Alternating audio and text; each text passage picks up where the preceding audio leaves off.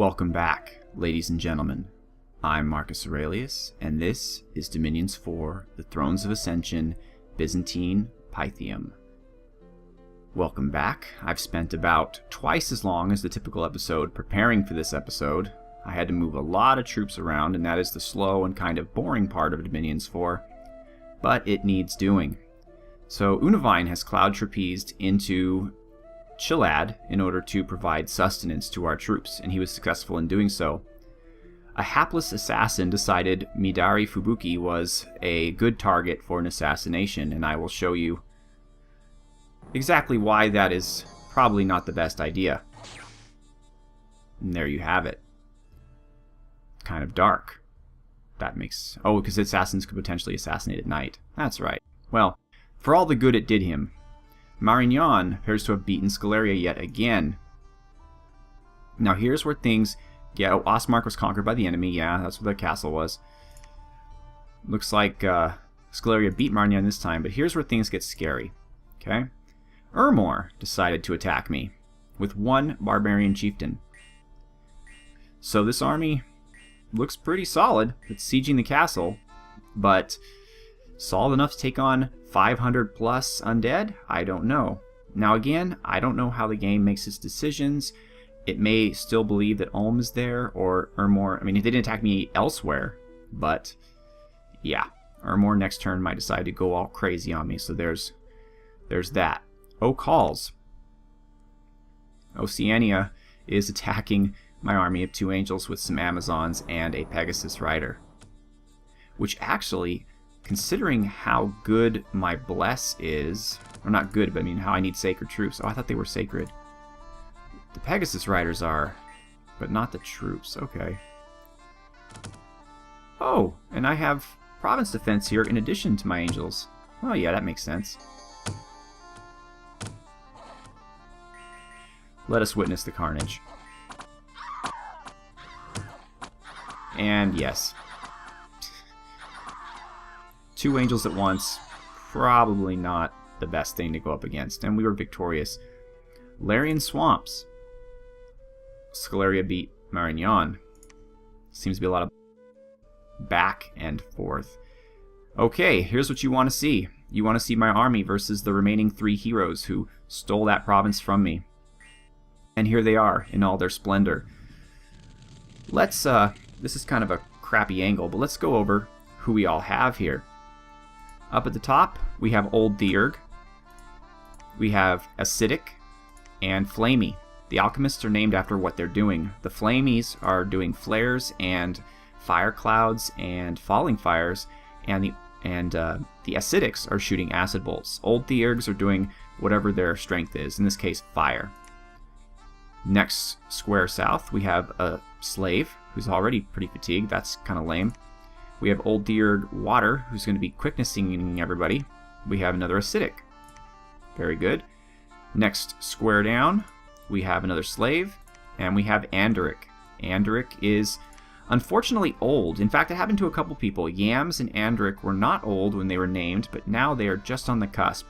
So what am I doing? Well, I'm having Taxiarches forge the Bottle of Life, the Elixir of Life, which is very expensive and requires a lot of nature and fire gems, but it allows anybody who holds it to not age and not get diseases, and, well, not, I mean, they can get a disease through other means, but not through old age, and if they die for one reason or another, they will come back to life. So a pretty good thing to have, and I gave the Dwarven Hammer to Taxiarches, so it's not taking as many gems as it could have, and that's my plan for these folks. And then one more south, we have Erlance and Eurus. Okay. Moving down. Oh, and everybody has a bodyguard. So all of my sacred Theurgs have battle vestal bodyguards. The Old Theurgs have a bodyguard of 3, and the named Theurgs have bodyguards of 5. And then all of my commanders have bodyguards of 5 Varangians. Now, my alchemists can't carry anything, which I think is kind of silly. I think they should at least be able to carry magical troops, but they cannot. So they have no guardians whatsoever. Moving further down, we have Nimuk. Nimuk is a weird fire Theurg who is not old age. He is 43, so he has 3 more years to go. And he has his 5 battle vestals. And then we have a water elemental, which I believe belongs to, not Namuke. Oh yes, no. Rurik. Rurik has joined the battle as we needed a Taxiarches for this army, the Army of the West. So I've given him the Water Elemental Guardian in case he tries to get assassinated, and I've given him a Separate Authority so he doesn't run headlong into battle. He also has his own 5 Varangians, I believe. Yes, he does. Okay, moving further down, we have another Slave. We have another Flamey. And we have another Old Theurg with fire. So this is an army that is fairly strong in fire, and as a result, they are going to be pretty effective against Scaleria and Urmor, since the undead don't like fire very much. And somebody has the claim in. I don't think it's Old Theurg. I don't really know who has the claim in, to be really honest with you. I gave him to somebody. Obviously not Flamey, because he can't have truce. Maybe it is Old Theurg. I don't know. It seems a little off. Oh, no. Here we go. Glauchon. Glauchon has joined the battle. He has the claim in. He has the Earth Boots. I eventually want him to buff my Communion, but right now we don't have enough slaves. He'd probably end up killing the slaves. So I have him basically casting a spell called Wooden Warriors, which is an area effect version of Protection, which gives a 5 square area plus 10 natural protection, the equivalent of Bark Skin. So that's pretty exciting. And here, of course, we have, in case you didn't see it the first time, Bogus, the Troll Raider, with a Wraith Sword, which sucks up your health and gives health to the wielder. Too bad, for my sake, that we did not capture this at the end of the battle. However, we did capture the Greenstone Armor and Precious. Oh, well, now you know that I won. But, I mean, what do you expect? Look at my giant army. Bogus is pretty nasty, though, and he has regeneration from the sword. Or natural regeneration as being a troll, but he also sucks up health. Then we have Kartuk, the Troll Mage. He has the Wand of Ice Pebble Staff, which gives him numbness. He has Boots of Quickness, which are pretty useless for a mage because they don't speed up spellcasting, and the Bracers of Protection, which we've all seen. But also, he's a troll, so he has regeneration. And finally, we have Creon, the Warrior Mage, who has the Rune Smasher, which increases your penetration. And, yeah, very cool. And another Bracer of Protection. We also get the Rune Smasher. Okay. So here's our little intrepid band. They just shot rocks at the water elemental. We just flame fired some wolves. Bogus is getting a nice welcome.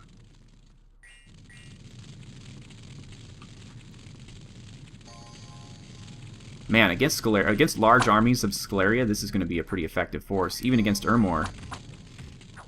And you can see Bogus held out, but he eventually was soul slain by Andaric. Good work, Andaric. And that was that. Pretty easy, actually, for all it was built up. We only lost 3 Velites. And I gave the Greenstone Armor and Precious to Eurus, I'm sorry. And I gave the Rune Smasher, I believe, to my Arctheurg. Erlance? Perenna. This is Barabel.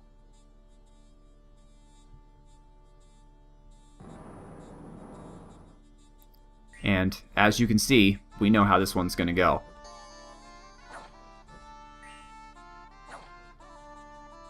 They didn't give him time to finish his casting, but he doesn't care. Barbell's like a honey badger. He just doesn't care. Ivermark. This is Fort Wallace. Pretty smart of me, I suppose, for not moving the troops out of it. Since a giant army is attacking, I will speed it up since I don't want to take too much of your time. They took out a Vestal, those jerks. This is basically just province defense and troops. All of my mages are doing other things. But I do have Dragon Strike here to kind of aid to the fun.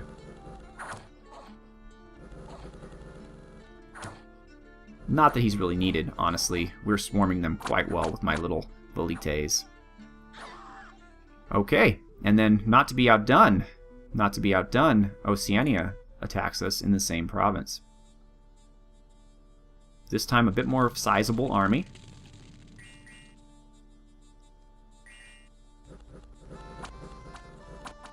As you can see here, in case you had forgotten, we have King Midas, who is all decked out in good armor, and he has his only three Varangians. I know I need to get him 2 more, and 5 Vestals in training. And over yonder, well, we have Terentius, who is not, he's province defense. But I thought we had, no, I guess Gustavus Bonifacius is sitting this one out.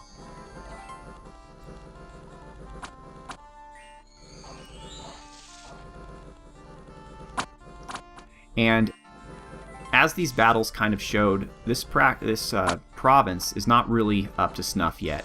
So I'm not moving troops out of it this turn. I'm having them wait and recruit a few more troops.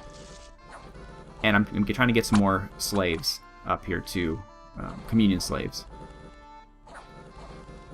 And when I say slave, just so you understand, I mean that they choose on purpose to allow themselves to be vessels for the increase of the magical power of my Taxiarches. They are not slaves in the traditional sense, where they do not have a choice, they don't have freedom.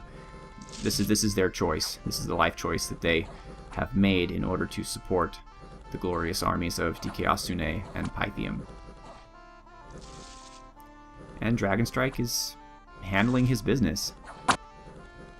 So, what did we lose? In this case, we lost 2 Vestals, 4 Velites, and 2 Principes, and in the second battle, we lost 14 Velites, 1 Vestal, 4 Hastatus. So we lost a fair amount of troops. I mean, we're losing them faster than we're getting them, let's just put it that way. Mountains of Madness got growth +2 and Dominion -4. And we lost our scout, and we're still not done sieging the fort of Chalad. So this puts me in an awkward position, as you see here. There is a giant Ermorian force right here, 420 units, mostly soulless. But then these 2 long deads are pretty decent. Ghouls are worthless. But Janud the Spectator is their main hero, and their only hero, really. So that's troublesome. I am moving Julianus Apostata here. He will eventually join the force. And I'm moving this entire force down here. I've spent what little money I have on boosting the province defense here just a bit. And I'm moving 2 slaves and Gabriel over here. Gabriel, the purpose is to claim the throne, as he has 3 holy. As I mentioned, Taxiarches is forging the elixir of youth, I guess, or something along those lines. Everyone else is researching. I'm saving my gems up. I'm about ready for another Harbinger. And I have the Harbinger outfitted. I've given Puggles the dragon scale armor. I'm not giving him a vine shield or a weapon, and the purpose of that is he's going to be a caster. I'm going to have him be a caster both for his 3 holy, which nobody else has, and his 4 fire. So he's eventually going to join this army as their kind of main leader guy, while Eurus will still be the secular leader of the army. The angel will be the one leading the communion, and Erlance will be off communion leading duty at that point. So that's my eventual plan there. I'm splitting up my angels, since now this large force has been destroyed. They're going to take these 2, and Barabel's coming here, and so at that point we're going to have all of this. Probably they're going to take this back. I am nervous about this large force of giants, so all my angels are going to move back up and screen my army as they advance on this castle. It may take a couple turns for me to be completely comfortable and ready to go, but that's okay. It's good to focus right now on the south, especially if Ermor is going to start getting feisty. Although they don't really have troops anywhere. I should be able to take this without any hindrance whatsoever, and most of their underwater provinces fall under my dominion, which is fun because I get to learn what they have there, but also I get to learn their income. See that there's still population here. They're not dying out. So if I could conquer this province with my growth dominion, which is still there. So right now, even with Ermor there, growth is 0.2%, which I think is hilarious, but so be it. I'm just recruiting slaves here. This army is pretty much being told to hold and do their thing on their own. This group keeps getting bigger and bigger, but it's mostly ghouls, and ghouls are just terrible. And they have morale, so ghouls can rout. So I'm not too worried about that. And that's all I'm doing. So let's talk about research real quick. I'm researching enchantment all the way full to get to level 7, which specifically will give me Stellar Focus, which gives me extra 5 Astral Pearls a turn. Considering all of my main angel summons coming forward are astral based, that is a good idea. It costs 30 to put it up. I'm probably going to put 40 in there, so it'll take me 8 turns to recoup my expense, but at that point, it's all profit, baby. And Earthblood Deepwell is a good choice, too, if I decide that. I will have to get one of the angels that has high earth, though, because a gnome, even a gnome with a lot of buffing, won't get as high as they need for that. And then I'm going to stop. I'm going to stop on this one and either go to Evocation in order to get Wrath of God, and also Astral Fire seems kind of cool for my Fire Theurgs. They would need some kind of booster in Astral, so I could either give them a gem and have them cast Power of the Spheres, or I can put them as a leader of a communion. But either way, or I can get them the Astral Hat. But I don't know if I'm going to do that because pearls are kind of, as I mentioned, pearls are very useful to me right now. But it just looks like an interesting spell. It has a 100% precision, 40 plus range. It attacks 4 plus squares, 10 armor negating, magic resistance negating. So this hits everything. Nothing can resist it, and it even burns underwater. And so it's a cool spell that my guys seem pretty well suited to cast. So there's that. Okay, cool. Let's end the turn. All right. So as you all have probably been starting to understand on watching me, the first set of battles and whatnot, I know what's going to happen. I've already read them, and I plan the next turn. This, of course, is going to be completely new to me, and you are watching it at the same time that I'm watching it. So if anything's going to go horribly wrong, it'll probably be during this part of the videos, the second half. Okay, Sylvania. Looks like Marignon got torn a new one, and that is an awful lot of Scalarian troops, and leaders, for that matter. Grey Mercs.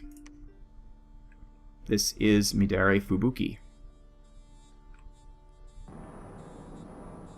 And I noticed that my German pronunciation is starting to get criticized, but no one has said anything about my Japanese, so I guess that's something good. Maybe the Japanese are just too polite to criticize how someone pronounces words.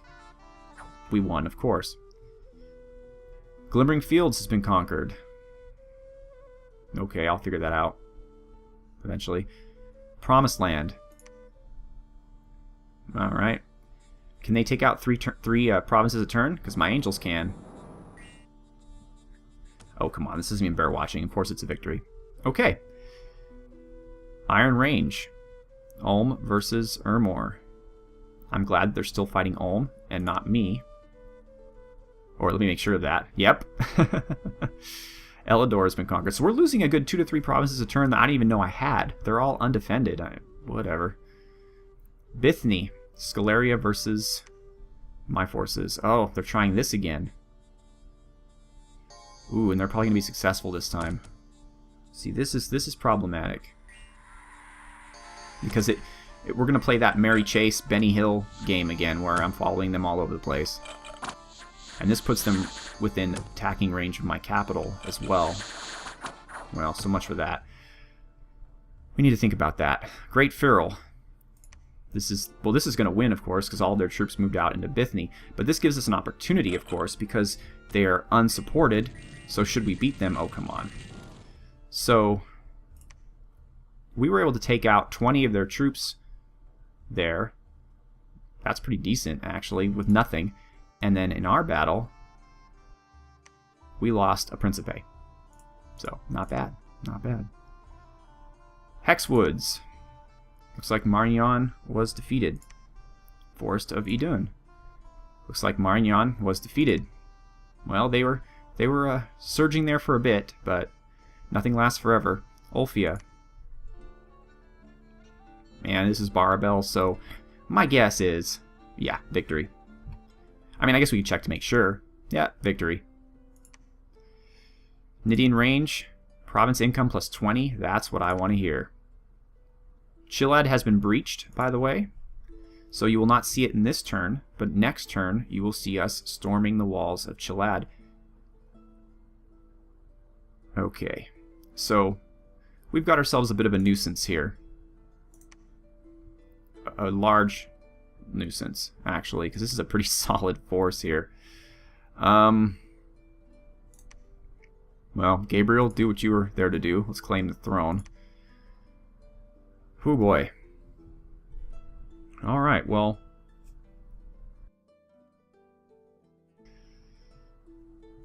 I mean, 25 province defense ain't gonna do crap against this. Opal Warrior, we're gonna put you on patrol, as we're gonna do Theodoric. If they come south, well, it's gonna be rough times. So if they come here, I don't know what to do. I can't stop them at all. I don't even think I have any... Well, 25, I have good province defense. Interesting. I wish there was a spell. Modders, take note. A spell that you can... Like, I'm surprised there's not a spell like this. There's a spell that freezes the oceans so that troops can't move from underwater to above water, but there needs to be a spell that traps an army in a province. That, like, I don't know, some poisoning the wells or rising up vines to entangle them, or, you know, just something that prevents an army from leaving a province for one turn. That would be an awesome spell, and I'm surprised one like that does not exist. Okay, we're all going to try to engage these gentlemen as best as we can. I believe here I'm just going to set everybody at patrol. Well, you don't even want to do that, because all I really have are my squishy mages here. All of our troops just took off, except for Puggles. We basically have Puggles to defend the entire army, because I'm not going to risk Piter, Colonial, Giatros, or Yagnotimus for anything. The Kiasune I don't mind risking, because 144 hit points, 25 protection. It would take a lot of undead to get through that. Plus she is, or he, I'm really not sure, probably a she. It's a shroud, right? Do shrouds have gender? Pierce and slash and poison and fire resistant. But still, they could come up here even and take... Well, let's get my shaman up here. They can take Procus out. It's probably a good time to bring Midari Fubuki back. Actually, that's perfect. We're going to do that, and we're going to move and patrol. Actually, we're going to do that with Mayhem as well. Because, I don't know, that's a lot of undead, you know? But I think 2 angels could probably handle it. I mean, we're pretty solid on this front with just Barabel anyway. We have no money, so of course province defense is out of the question. In fact, pretty soon our treasury is going to be negative. So that's no good. You know what I'm going to do? I'm going to stop all my repeat recruitment. That wasn't... Oh, it already stopped on purpose because I have no money. That's pretty smart, game. Thank you very much. So, yeah. Let's see. Barbell will handle these fellows here. I don't support random angels. And in fact, I was going to say I'm not going to raise troops here and I'll raise them here instead, but that's a lost leader right there because this province is under siege. So all this is doing really is holding back my northern attack more turns. I need more troops there to make that work out. But the good news is that Chalad has been breached. So first things first, we're not going to approach this in the same way that we normally approach these types of battles. We don't have any Varangians, which is too bad. I would like to lead with them, but because of that, I'm going to instead get a high morale box of my Principes, and they're just going to go and start bashing heads. And another thing that you want to do in this kind of situation, because the walls can shoot, is you want to move your mages back further to safety. Especially Tolmac, who's not really casting anything that's aggressive. He's casting buff spells that he doesn't need to be up close for. The alchemists, we'll just move them back. Basically, I just want my slaves and my squishy theurgs. Let's see, what do you have? You have no protection, but 23 defense. Well, that's not going to do much for you. You are casting ethereal. Well, we'll move you back. Who is that standing in the front? Oh, frontline support. Well, that makes sense, I guess. Well, we still need you, so good luck, buddy. Best of luck. Okay, another slave. Another slave. Nostradamus, you're quicknessing, so I still want you to do that, but let's move you up a little to the corner. And let's hope for the best. You are still young. And you're liquid bodying yourself, so that the walls aren't going to do much damage to you. Old Theurg, I don't care about you as much, but still. And Unavine, definitely want to keep you alive. Let's move you there. You're lightning bolting. That is good distance.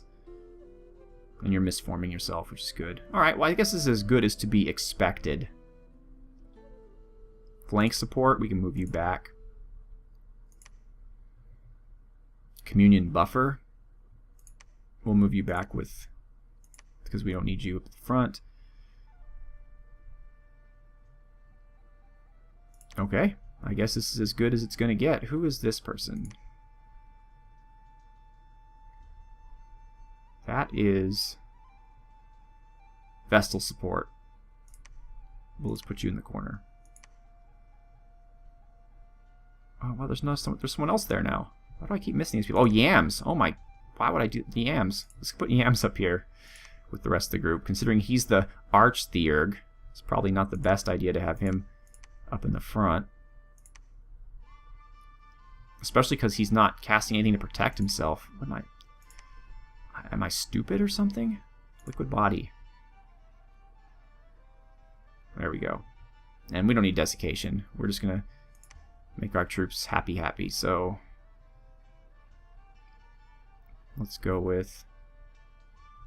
what's the range on 30? Alright, let's do some Stellar Cascades. Okay, good. I think that's about as good as I can get it, folks. So these guys at the front are not going to hold an attack closest. They're just going to attack closest. They're going to get through that gate as fast as their little legs can carry them. And we are going to storm the fortress, come what may. You know, this has been a pretty cush job so far for my leaders. Julianus, you can go in there. I want you to hide, though, because I don't want the undead to kill you. And... you know, we're taking some risks now. They need to understand that. Alright. I love how you see these big arrows everywhere of my angels just kind of doing their thing. We're not recruiting anything here. We can't afford to. And that's that, really. We can't get any troops here except unless I summon them. And I guess I can get another Harbinger, but they'll be naked before the enemy attacks. And they'll be inside the walls, too, so they won't necessarily protect the garrison. I don't know. Do we have any troops? We do have troops. We do have something. So Severus or Justinian can hold out for a little bit, I suppose, if they decide to go north. My fear, of course, as I've already recounted to you, is that they will go here and destroy my temple, which would make me very unhappy because those are expensive, or they'd go here. If they attack either of these two provinces, I can easily take them back, and I'm not too worried about that. But definitely this or this would be bad news. But this is, like I said, this is a pretty sizable force, so we're just going to have to watch. Alright, ladies and gentlemen, well, next episode you will see the storming of Chalad and perhaps another fortress added to our pile. You would normally see the siege of Yildmir, but these guys have tactically outmaneuvered me for a moment. You will see me regain my throne, and I don't think you're going to be seeing much here for at least another episode. Probably 2 episodes from now I'll feel comfortable enough to move this army out. Once Barbel has... I mean, the Giants, just look at how much they recruit so quickly. We have Griffins now, we have a huge army. They're just everywhere. But I need to move north against them because I need that throne before Urmor gets it. And if Urmor does decide to fight with me, I'm going to definitely need to make a mad dash for this throne, which is the level 3 throne. And that's, if I take that, then at that point, really, the only way for me to move forward would be to just go throne scrambling. Maybe I can rush for this throne and this throne, since those are the closest to me. And that would be it, basically. If I can get those, then I win the game, no matter how many territories Urmor is able to conquer. So that seems to be a good plan. Thank you so much for watching, and have a good one.